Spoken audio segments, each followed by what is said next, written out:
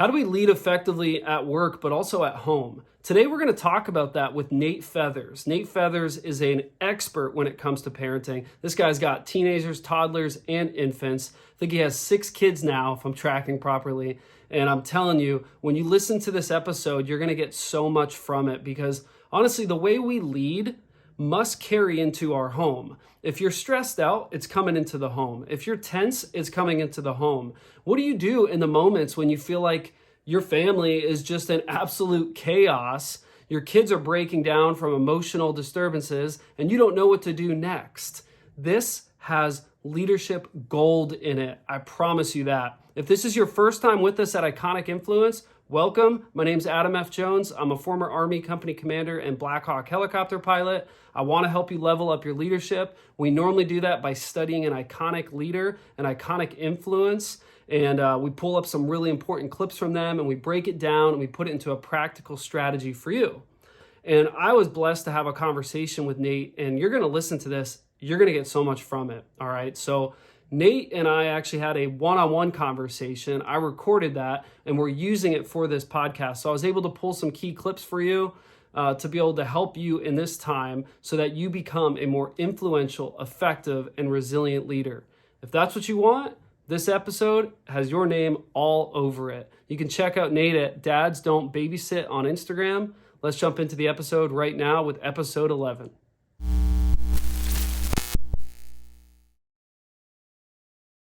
He's a father of 5 kids. And if I get this right, I believe he's got a 19-year-old, a 16-year-old, an 8-year-old, 7-year-old, and 3-year-old. Now with one more on the way. I just found that out. So this is pretty wild. So, I mean, this guy absolutely understands what it's like to have to find peace in chaos. And he's a 9-to-5 employee as well, a CrossFit coach. He's got a lot of really good stuff going on. And he's a video creator at Dads Don't Babysit. So if you look that up on Instagram, you'll find more information about him. Nate Feathers, welcome to Inconic Influence. Thank you so much for having me.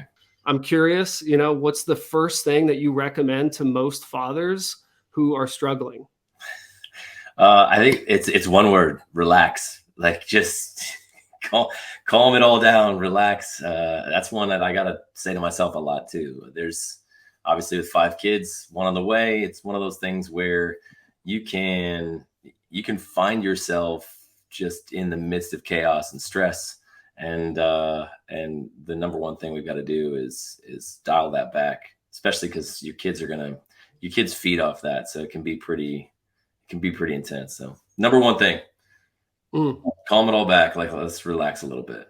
Yeah. And that spreads, like you're saying. So if you're always tense and on edge, which by the way, there are definitely certain communities that maybe have that more present, right? Like, I'm a former Army commander. I led a unit of over 90 people, multiple platoons. Man, we ran in this, high stress environment, and you think you can just shut it off and not bring it home with you, but it ends up changing the way you see the world, right? Have you seen that at all with maybe people that you've mentored personally? And is there anything you've done to help them with that? Well, I think that the thing that you see the most is that energy, there's an energy transfer, right? I mean, I remember this didn't have to do with a dad. This actually had to do with she was a mom, but it was just a woman who, she came into our house. And I remember being like, oh my gosh, like, what is going on? I could she just bred stress wherever she went. She walked around that way. And when you come into, I feel like this, and maybe this isn't everybody, but I do feel like we all have this like gauge within us that you can feel what's going on. I've heard people say stuff like, oh, that guy made me feel like I was the only person in the room, or that guy felt like he didn't want to talk to me at all. He didn't want me around. And so I think that it's one of those things where the energy we put off is definitely picked up. And like that woman, I couldn't, it sounds awful, but I couldn't wait to get her out of my house because it just felt like the entire house was crumbling around her stress. And so I guess that's the thing is, I know that there's a lot of stressful stuff. I mean, being a dad, I think about, okay, I've got the financial stress of taking care of everybody. There's cultural stresses of just trying to take care, like be the person you're supposed to be. You've got expectations from your wife or your significant other. You've got your kids and they bring a level of chaos that is just normal energy for a kid. They don't have that ability to regulate, and so they're gonna bring stress into it. So any parent, not just dads, you've got to be able to walk into there in any situation and like just breathe deep and come into it. I mean, you said that you were a commander in the Army. I feel like high stress situations, but being stressed doesn't help the situation. Being able to draw that down and be calm is what really helps the situation. And so all the time, it's when I'm talking to anybody, I'm going, all right, so, and even myself, my own self-talk is like, all right, bro, relax, like bring it down. And I mean, if you can start there, I tell my kids all the time, my youngest, specifically my youngest boy, Wyatt, he's 7. He is just a deep feeler. It's been said that a friend of mine said he sees more colors than we do, is the way he feels. And I'm like, that's a good way to describe him. Wow. Yeah. But the way that comes out in a 7-year-old is when something is wrong, it's really wrong. And when something's right, it's overly right. And so I'll look at him and say, hey, nothing really happens well. We don't do things well when we're not relaxed. And I can't think of a situation where if you could be more relaxed, like it wouldn't actually go better. It's just like that things can flow when you're. That's so good.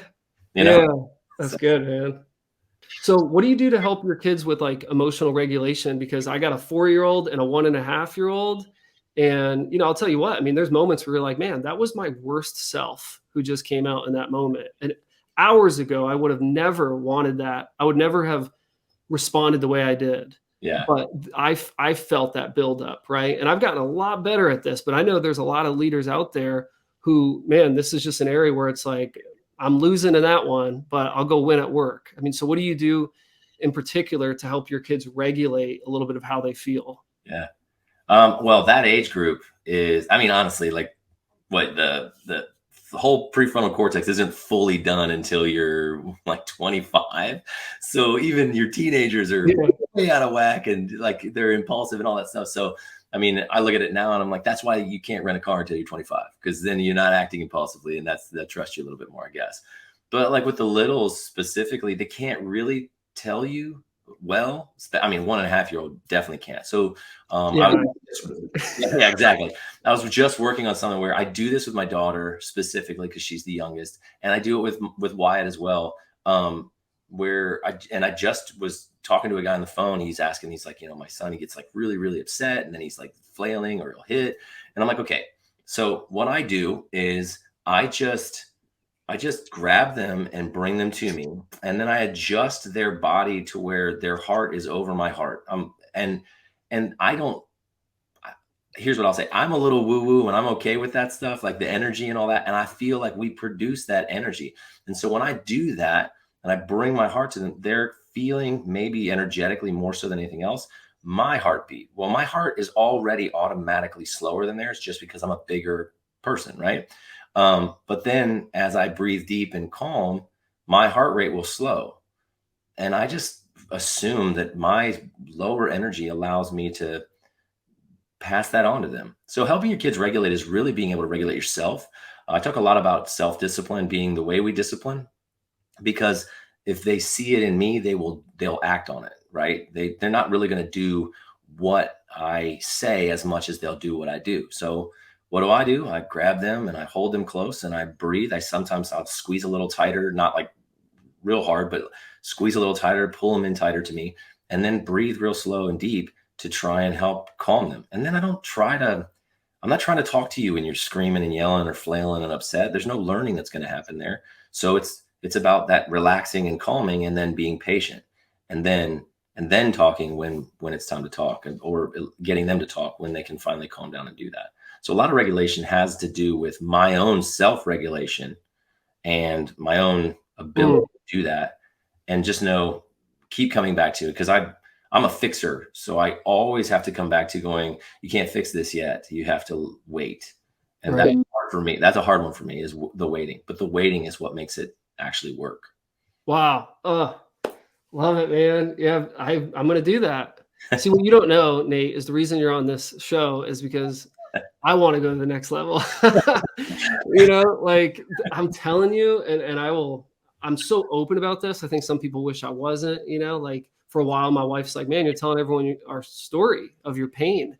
Yeah. It's like, yeah, but if I don't share my pain, I can't help them. Right. Like they need to know I know what it was like to be there. They need to know that I've had those moments where I'm like, I don't know how I'm going to walk back in the house Mm-hmm. because I feel like I'm just being tolerated and I don't know if I'm adding value to this family. Right. That's truly how I felt a couple of years ago. Sure. Right around, you know, early pandemic stage, just got out of the military and I'm a brand new father of just about a year at that time. And it's like, dude, I'm just blowing it. And it's weird. It's not like I had like all this rage or anything. I just literally felt like it was easier to just withdraw. And I'm sure a lot of people have felt that way. But you know what's crazy? We have an assignment.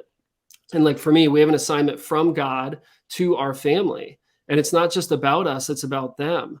And I think when you start to shift, like I call it shift focus, right? It's one of the principles within our blue sky strategy. When we shift focus, we begin to see the other people in our life who they need us. Yeah. They need us to become better. They need us to become calmer. Yeah.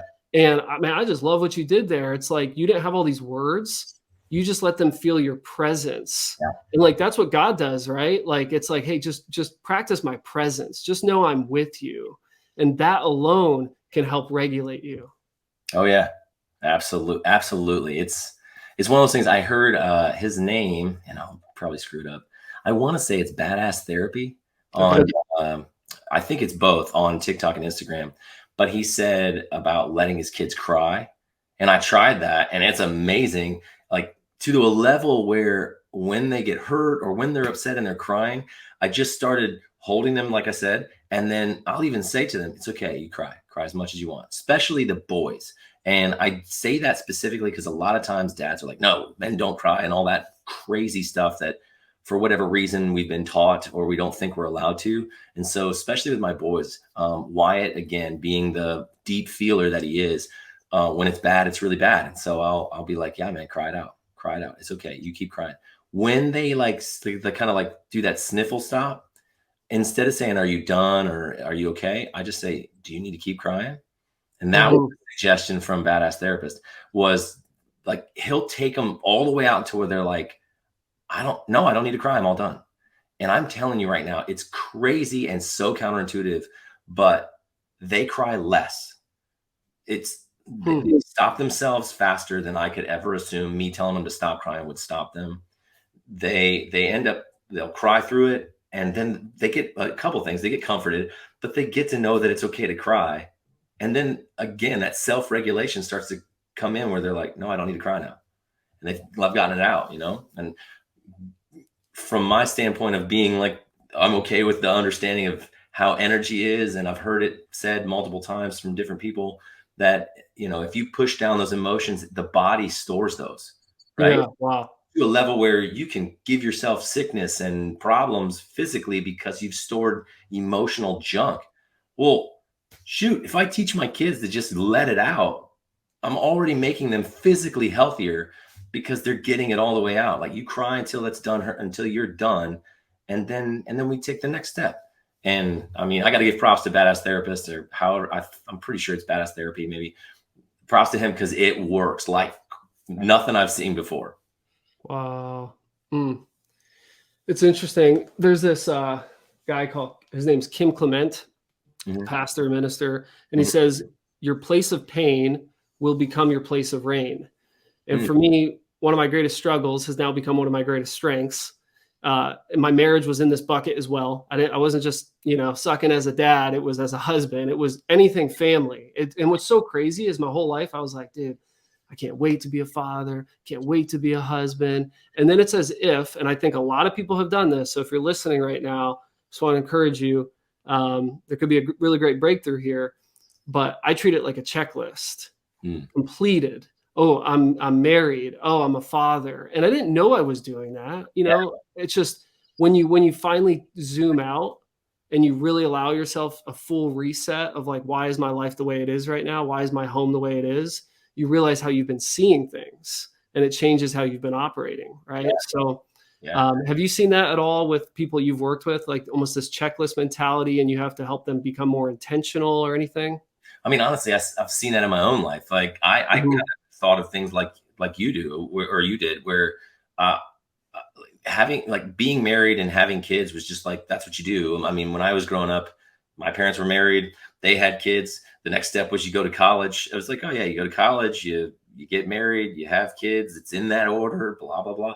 Like so, I remember actually being turning 30. It was like a dark time. I look back and I'm like, why was that so dark? But I remember turning 30 and just wanting to sit in my basement in the dark and have no one talk to me because I hadn't accomplished anything that I wanted to accomplish in my 30s. Although at that time I had had two children and was at that point leading a church. It was just one of those things where there were things going on that I could look at and go, wow, I'm doing something, but I didn't feel like it. And so it was a dark transition into the decade of my 30s. And then, I went through a whole life, a slew of life things. And by the time I turned 40, I was like, 40 is awesome. What? It was a complete and utter shift out of that. And so I think you're spot on with that whole concept that it's probably I don't know if it's a guy thing, but I tend to throw it that way. But I'd say we're like, okay, I found the girl, I pursued her, check. She said yes to marrying me, check. And now we have kids. That's a box I can check.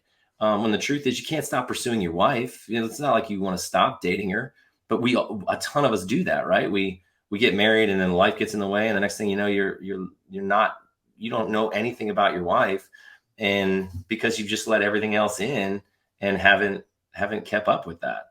And I mean, I can say that that's when I would probably say I'm really romantic on the front end, and my wife would probably tell you now, romance. He used to be good at it. I don't know what happened, and it's like that's always something to work on, though, Yeah, yeah. to become. And I don't say that like now she's a project. It's just I want to be good at that. I want to be that way. So Yeah. what I have to do to make that a habit. Oh man. I was previously married, divorced, remarried, and so I have two kids from my first marriage.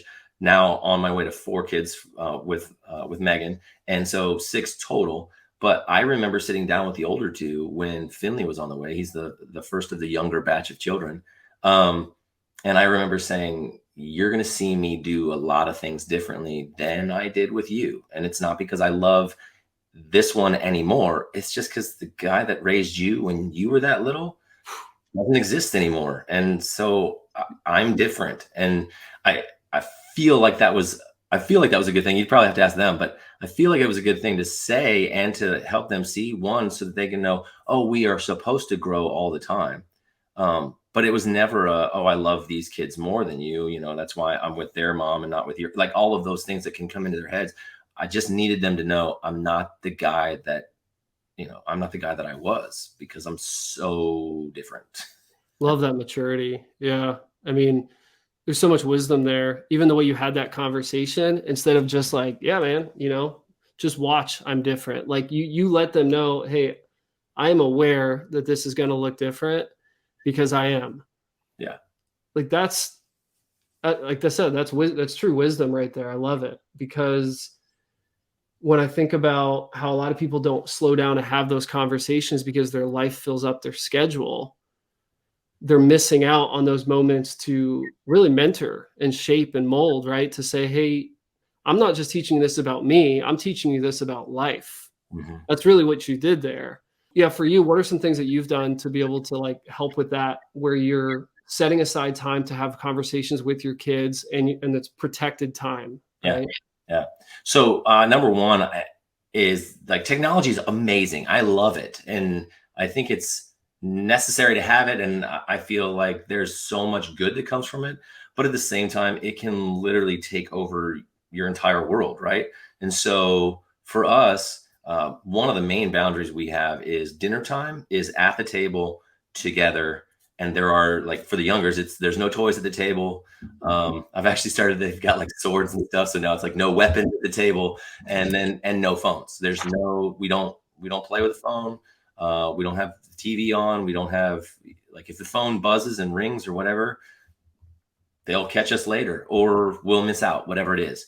So that's a major boundary for us because I had that growing up where we sat at the table and we ate. And even after I left home, I heard stories about how, like my dad said, there were times where you boys would be interacting and we're laughing in the midst of a very difficult time frame.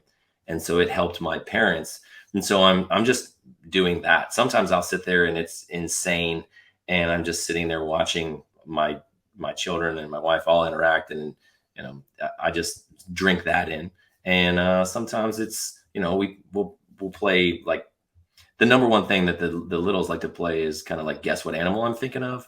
And so we'll do that. We ask questions and it's just interaction. And my hope is that that's just a normal thing, that when they're older, they'll just be like, oh yeah, we used to always sit at the table. We played this game. We always talked there. That was the thing. But I think the number one boundary, especially in today's day and age, is just putting your phone where you're not going to get it. If you have it in your pocket, every time it buzzes, you have that dopamine drop of needing to like look and see what's happening.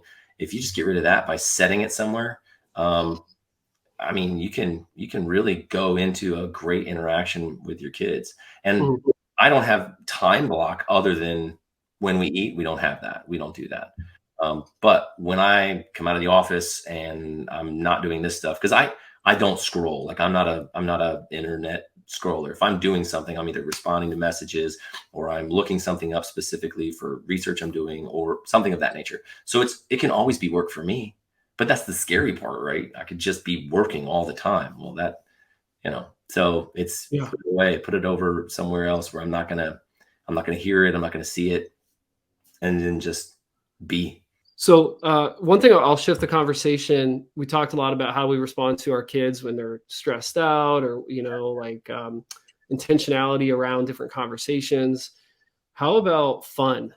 How do you incorporate fun into their life and enjoy that with them? Yeah. To where you're not just watching them at a playground, but you're with them in the moment. Is there anything that you recommend there? Yeah. I mean, get into it, I guess, is really, like, again, put the phone away and go Yeah. after it.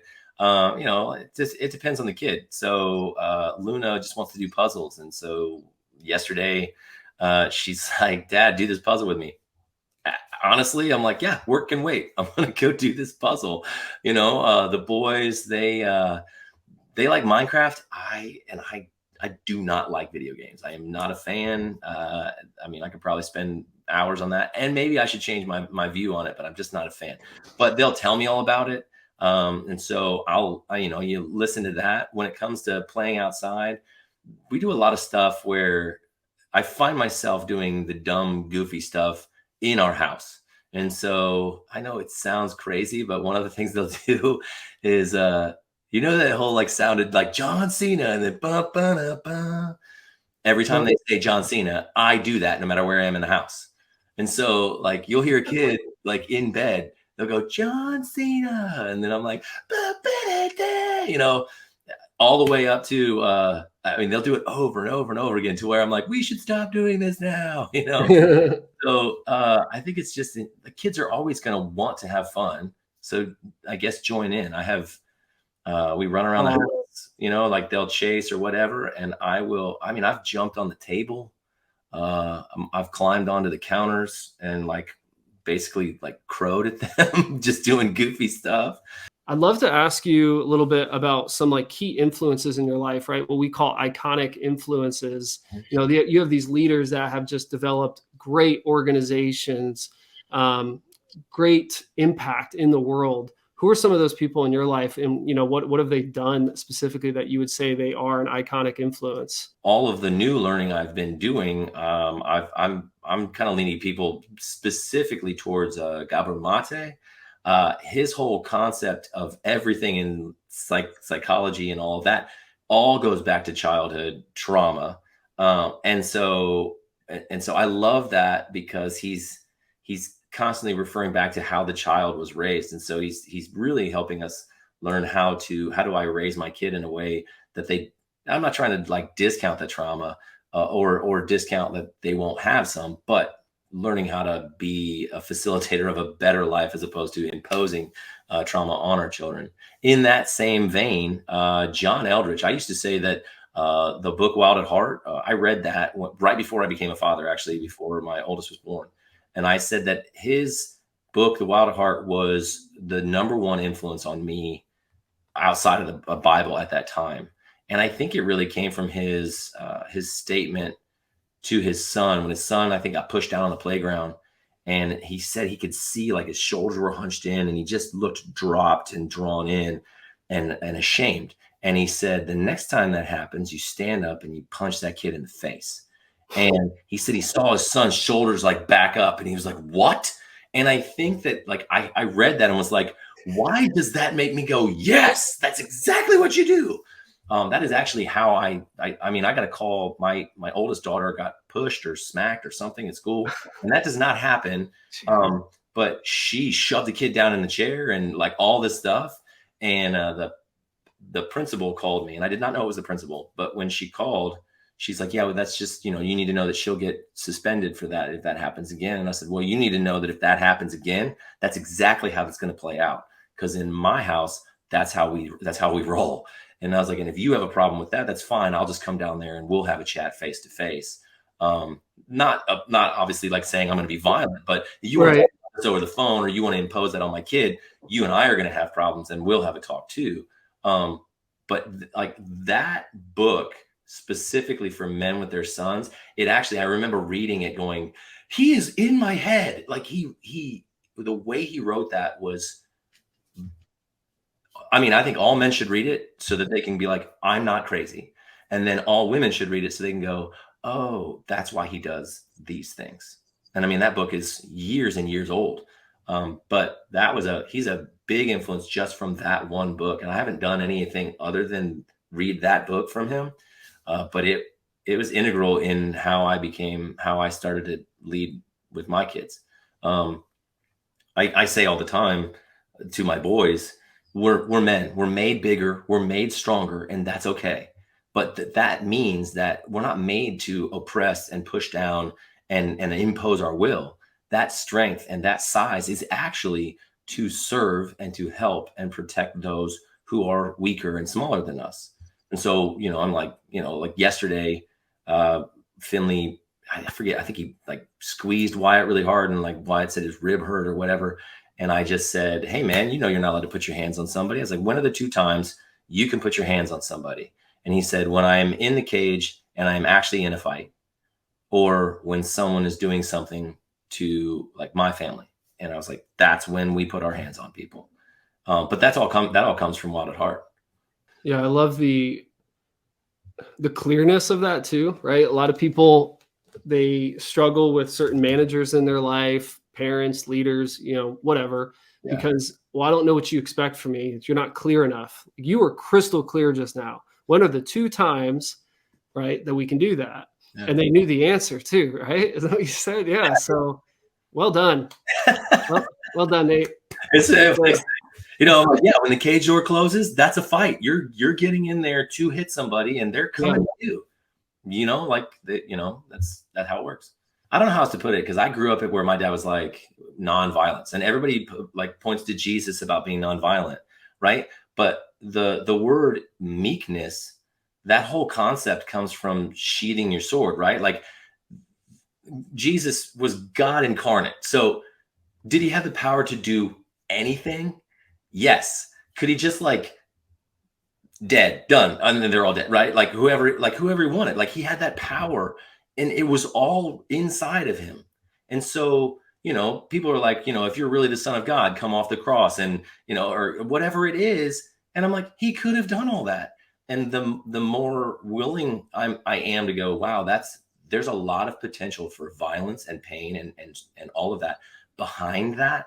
And then to know that there was so much compassion and love and kindness and the ability to see what was like coming in the future, all of those things, that is what meekness is. Meekness is being the most badass guy in the room and being able to like destroy everyone, but being the guy that's like, I just love everybody. Like, why would we want to do that? Like, we should have fun. Let's, he's the guy that could, he's the guy in the bar that could destroy everybody. But when the other dude Brody's up and is like, you want to fight? And he's like, no, man, let's have a beer. Like, we don't need to do that. That's sheathing the sword. That's meekness. That's I think that's the part of manliness that we almost fear it in ourselves, because I have this great potential. And the more I work on it, I have this greater potential for violence. But at the same time, I have this utmost amazing power of self-discipline that makes me go, this is not the situation for that.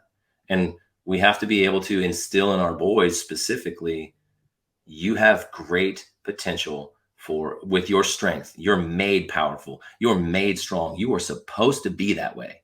And you are also supposed to be kind and calm and peaceful. But don't ever be afraid to do the other when it's necessary. And it's to protect and to care for those who can't do it for themselves. So good. So good, dude. We're cut from the same cloth. I just love this. It's funny because I find that I feel like culturally that sounds, most people are like, no, I don't want that. But if you ask people, like most guys are like, I feel that in me, right? And I believe that. Yeah. Oh.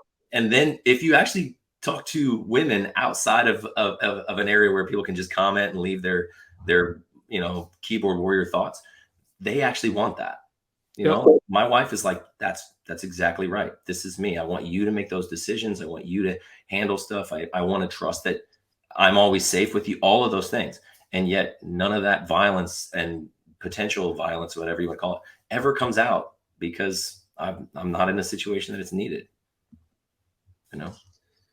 The sheathing the sword comment too. That's so key. Yeah. What do you think about most leaders? Most leaders are leaders because they're true to themselves and they're not afraid to go against the grain, or, swim upstream.